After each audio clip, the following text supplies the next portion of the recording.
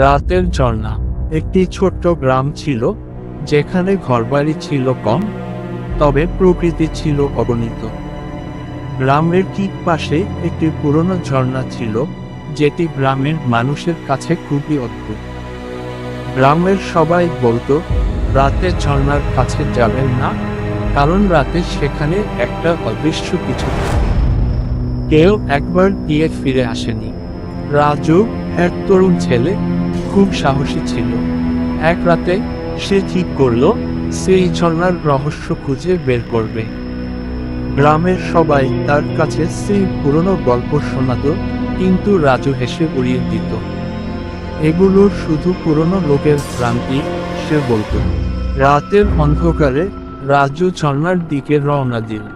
দূর থেকে শুনতে পেত শুধু ঝর্ণার জল পড়ার শব্দ, কিন্তু কিছুটা এগিয়ে গেলে সে অনুভব করল জল যেন শান্ত হয়ে গেছে। ঝর্ণার পানি আর পড়ছে না।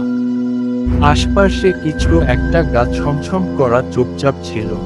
হঠাৎ তার কানে এক অদ্ভুত আওয়াজে কেউ যেন পানি থেকে উঠছে। রাজু ভয় পায়নি, মনে করেছিল এটি কোনো সাধারণ শব্দ।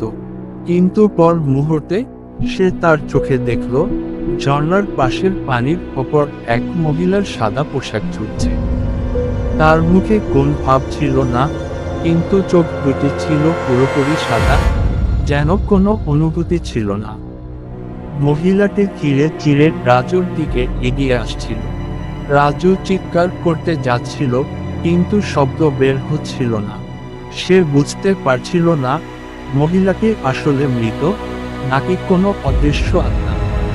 কিন্তু তবুও কিছু একটা তাকে শ্বাসরোধ করতে শুরু করল।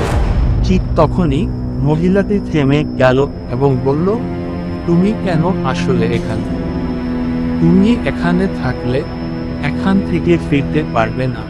রাজু ধীরে ধীরে পিছিয়ে আসতে লাগলো, কিন্তু তার পা যেন শক্ত হয়ে গেল। মহিলার চোখের দিকে তাকালে তার সব হিমশীতল হয়ে গেল। সে বুঝতে পারল যে কেউ এই ঝর্ণার কাছে আসবে, সে আর কখনো ফিরতে পারবে না। পরক্ষণে রাজু কোনো মতে পিছন ফিরে দৌড়াতে শুরু করলো। যখন সে গ্রামে ফিরে আসে, তার মুখের রং শুকিয়ে গিয়েছিল। সে আর কখনো সেই ঝর্ণার দিকে তাকায়নি, কিন্তু তার চোখের সামনে সেই সাদা পোশাক, সাদা চোখ অবশ্যই চিরকাল থাকবে।